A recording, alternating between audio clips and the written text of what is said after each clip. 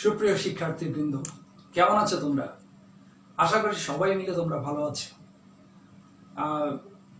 Online ক্লাসে এর আগে আমি তোমাদের বাংলা আরো একটি ক্লাস করিয়েছিলাম।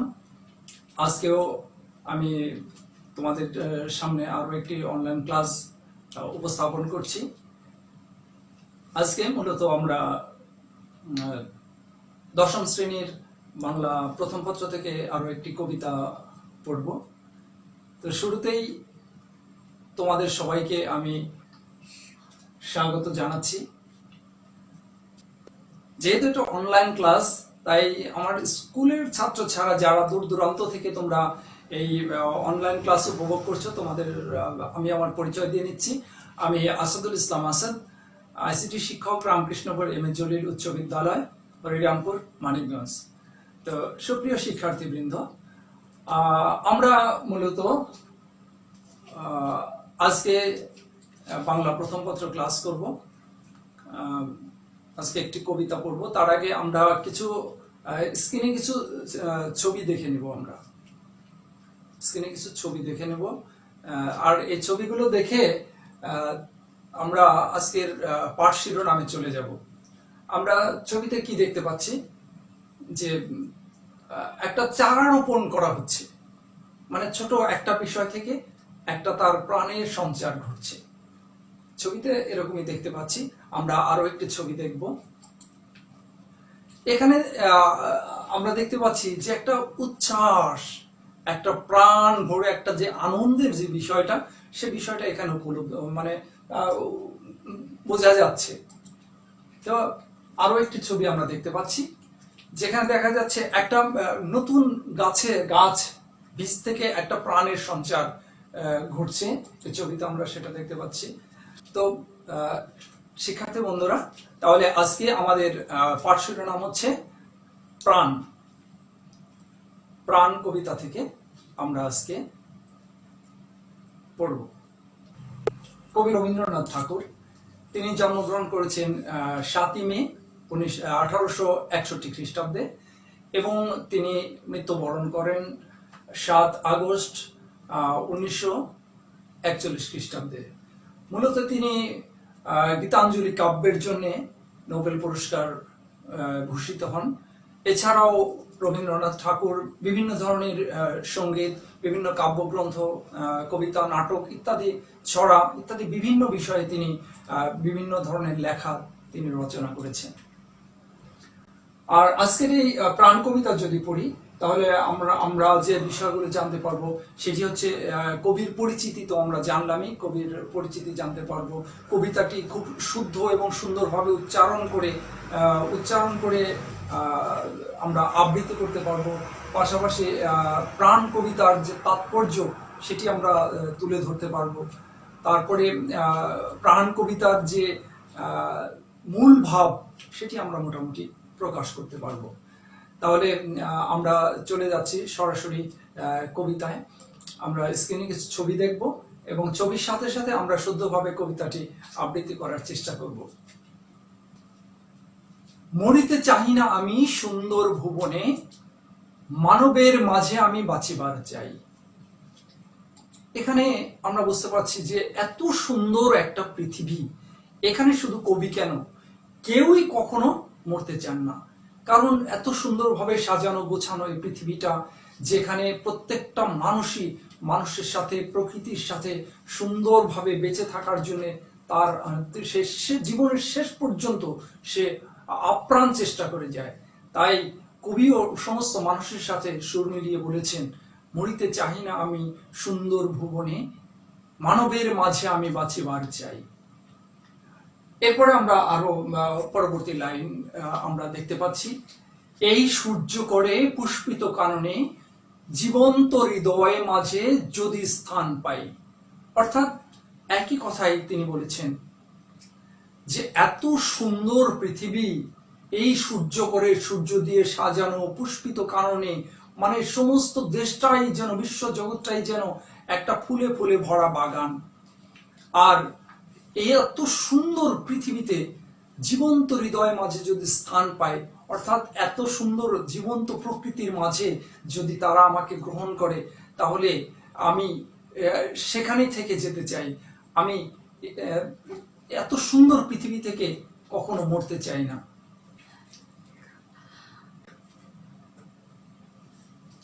ধরায় প্রাণের খেলা চিরতরঙ্গিত, বিরহ মিলন কত হাসি অষ্টময়।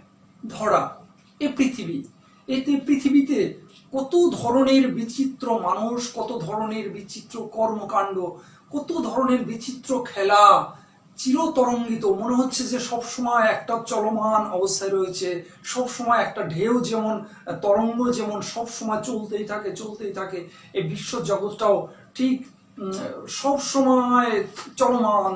প্রত্যেকটা কাজের মধ্যে যেন একটা প্রাণ রয়েছে। বিরহ মিলন কত হাসি অষ্টময়। এখানে মানুষের সাথে মানুষ, বিভিন্ন জীবের সাথে জীব, তাদের ভেতরে আনন্দ রয়েছে, কান্না রয়েছে, হাসি রয়েছে, অশ্রু রয়েছে।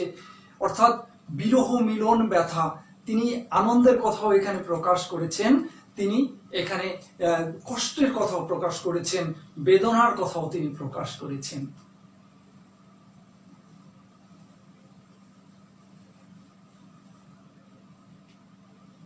মানুষের সুখে দুঃখে গাতিয়া সঙ্গীত, যদি গো রচিতে পারি অমর আলোয়। মানুষের সুখে দুঃখে গাতিয়া সঙ্গীত, যদি গো রচিতে পারি অমর আলোয়। অর্থাৎ এই যে মানুষ, এই পৃথিবীতে কোটি কোটি কোটি কোটি মানুষ, এই সমস্ত মানুষের সাথে যদি আমি আমার মনটাকে মিলিয়ে তাদের সাথে সমব্যথী হয়ে তাদের সাথে একসাথে আমরা মিলেমিশে চলতে পারি, তবেই তো জীবনটা সার্থক। যদি গো রচিতে পারি অমর আলোয়। জন্ম নিলাম, জীবনে কোনো কিছুই করলাম না, একটা সময় মরে গেলাম, কেউ আমাকে মনে রাখবে না। তাই এখানে কবি বোঝাতে চেয়েছেন যে এত সুন্দর পৃথিবীতে যদি মানুষের সুখে দুঃখে তাদের সাথে আমরা একত্রিত হয়ে মানুষের জন্য, পৃথিবীর জন্য, সমাজের জন্য, সমস্ত সৃষ্টি জগতের জন্য যদি আমরা কোনো কিছু করে যেতে পারি, তবেই তো এই আমাদের জন্ম সার্থক হবে। তা যদি না পারি তবে বাঁচি যতকাল, তোমাদেরই মাঝখানে লোভী যেন ঠাই। তা যদি না পারি তবে বাঁচি যতকাল, তোমাদের মাঝখানে লোভী যেন ঠাই। অর্থাৎ আমি যদি এই বিশ্বজগতে কোনো কিছু করতে না পারি, আমি যদি এই বিশ্বজগতে মানুষের জন্য, সমাজের জন্য কোনো কিছু করতেও না পারি, তবুও তোমরা তোমাদের সাথে আমাকে রেখো। কাকে বলছে? এটা সমস্ত বিশ্ব জগৎকে বলছে, ধরাকে বলছে, মানুষকে বলছে, সমস্ত সৃষ্টি জগৎকে বলছে, সমস্ত প্রকৃতিকে বলছে। অর্থাৎ সমস্ত সৃষ্টি জগতের কাছে কবি এখানে এক ধরনের ঠাঁই খুঁজছেন যে আমি যদি তোমাদের জন্য কিছু করতেও না পারি, তবু তোমরা আমাকে দূরে ঠেলে দিও না, আমি তোমাদের মাঝে যেন কিছুটা হলেও স্থান খুঁজে পাই।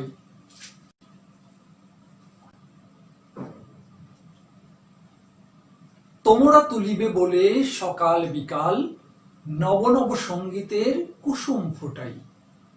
তোমরা তুলিবে বলে সকাল বিকাল, নব নব সঙ্গীতের কুসুম ফোটাই। অর্থাৎ এখন যারা তোমরা আছো, তোমরা যেন আমাকে মনে রাখো, তোমরা যেন আমার কথা ভাবো, তোমরা যেন আমাকে স্মরণ করে রাখো, তোমাদের কাছ থেকে যেন আমাকে বিতাড়িত করে দিও না। এই কারণে তোমাদের জন্য আমি কি করি? নব নব সঙ্গীতের কুসুম ফুটাই। আমি আমার মনের আবেগ দিয়ে, আমি আমার প্রতিভা দিয়ে, আমি আমার চেষ্টা দিয়ে, আমি আমার শিল্প দিয়ে এমন কিছু তোমাদের জন্য রেখে যাচ্ছি, যে কিছু লেখা, কিছু গান, কিছু কবিতা, কিছু ছন্দ, এগুলো দিয়ে একটা সময় আমি হয়তো বা থাকবো না, কিন্তু আমি তোমাদের মাঝে এমন কিছু রেখে যাচ্ছি যেগুলোর জন্য অন্তত আমি তোমাদের মাঝে থেকে যাব। হাসি মুখে নিও ফুল তারপরে হায়, ফেলে দিও ফুল যদি সে শুকায়। কি বলেছেন? যে হাসি মুখে নিও ফুল তারপরে হায়, ফেলে দিও ফুল যদি সে শুকায়। আগে তোমরা আমাকে গ্রহণ করো, আমাকে তোমরা তোমাদের কাছে টেনে নাও। তারপরে যদি আমি তোমাদের সাথে মিশতে না পারি, আমি যদি তোমাদের সাথে মিলেমিশে চলতে না পারি, তারপরে তুমি আমাকে সঙ্গ ত্যাগ করে দিও। তাই সে এভাবে ব্যক্ত করেছে যে হাসি মুখে নিও ফুল, তারপরে হয় ফেলে দিও যদি সে শুকায়। কারণ যদি আমি শুকিয়ে যাই, আমার ভেতরে কোনো কিছু না থাকে, কোনো শ্বাস প্রশ্বাস না থাকে, তাহলে তোমরা আমাকে আর কোনো দরকার নেই, তখন আমাকে তোমরা কি করো, ফেলে দিও। কবি রবীন্দ্রনাথ ঠাকুর এই বিশ্ব জগৎকে নিয়ে, এত চমৎকার পৃথিবীকে নিয়ে, তিনি সেখানে বাঁচার জন্যে, সে প্রকৃতির সাথে থাকার জন্যে, সেখানে মিলেমিশে চলার জন্যে, মানুষের মাঝে একত্রিত হয়ে থাকার জন্যে তার কি প্রাণপণ চেষ্টা, তার অভিব্যক্তি তিনি প্রাণ কবিতার মাধ্যমে আমাদেরকে বুঝিয়েছেন। তো বন্ধুরা, আমরা এই প্রাণ কবিতার মধ্যে বেশ কিছু নতুন নতুন অর্থ এসেছে, শব্দার্থ এসেছে, সেগুলো আমরা একটু জানার চেষ্টা করব। যেমন রয়েছে সূর্য করে, সূর্য করে, তোমরা ছবি দেখতে পাচ্ছ। তারপরে এখানে দেওয়া আছে যে এখানে হবে সূর্যের আলোতে। এরপরে পরবর্তী আরো একটি শব্দার্থ রয়েছে চিরতরঙ্গিত। এখানে একটা ঢেউয়ের ছবি এখানে দেওয়া আছে, তোমরা দেখতে পাচ্ছ যে সর্বদা কল্লোলিত, সব সময় চলমান উচ্ছলিত প্রাণের খেলা, যার মধ্যে সব সময় চলতেই থাকে। এরপরে রয়েছে লোভী, মানে লাভ করি, আমি কোনো কিছু পাইলাম, আমি কোনো কিছু এই জগৎ থেকে গ্রহণ করলাম। এতক্ষণ আমরা যে কবিতাটি জানলাম, সেখান থেকে তোমাদেরকে আমি কয়েকটা দলে ভাগ করে কাজগুলো দেব। যেমন এখানে দলগত কাজ মধ্যে রয়েছে প্রাণ কবিতার তাৎপর্য আলোচনা করো। এটা তোমরা কয়েকটা দল আমি আলাদা করে দেব, সেখান থেকে তোমরা এই অ্যান্সারটি করবে। এরপর রয়েছে প্রাণ কবিতায় কবি রবীন্দ্রনাথ ঠাকুরের যে অন্তর্বাসনা প্রকাশ পেয়েছে, সে বিষয় থেকে সেখান থেকে তোমরা ব্যাখ্যা করবে। এবার এই যতটুকু আমরা আলোচনা করেছি সেখান থেকে আমি একটু জানার জন্য চেষ্টা করছি। যেমন একটা প্রশ্ন যদি এরকম আমি করি যে কবি মরতে চান না কেন, এ নিয়ে আমি এর আগেও আলোচনা করেছি। কারণ এত সুন্দর পৃথিবী, এত সুন্দর সাজানো বাগান, এখান থেকে শুধুমাত্র কবি কেন, কেউই এখান থেকে মরতে চান না। পরবর্তীতে আরো একটা প্রশ্ন রয়েছে, মানুষের জন্য কবি কি কি রচনা করতে চান। আরো একটা প্রশ্ন রয়েছে, কবি নব নব সঙ্গীতের কুসুম ফুটাতে চান কেন।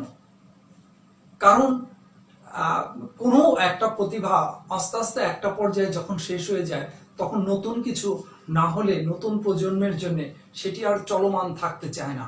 তাই এখানে কবি কি করেছেন, নতুন নতুন কিছু সৃষ্টি করার যে প্রয়াস, সেটি তিনি এখানে ব্যক্ত করেছেন।